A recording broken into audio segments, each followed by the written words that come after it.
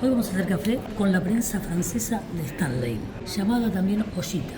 Como verás, esta es la tapa y acá está la parte plástica. Lo sacas, acá está el filtro, que se ve perfectamente, y tenés también la medida hasta donde llega. Acá está el café y por supuesto, recuerden que en nuestro video anterior habíamos probado este café moca de Martínez. Es muy bueno. Como no tengo un frasco hermético, directamente lo que hice fue atarlo todo, como verán, con cinta. No es lo que deben hacer. El movimiento del agua es fundamental para provocar la espuma y para hacer un rico cafecito. Das vuelta.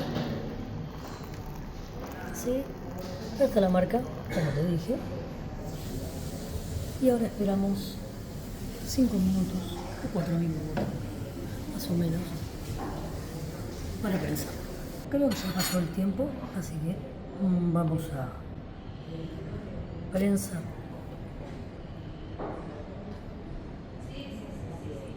Como ves, una espumita hermosa. Bueno, eso es típicamente del café moca, que te lo súper recomiendo, y lo vamos a acompañar con unas ricas pepas de Carrefour.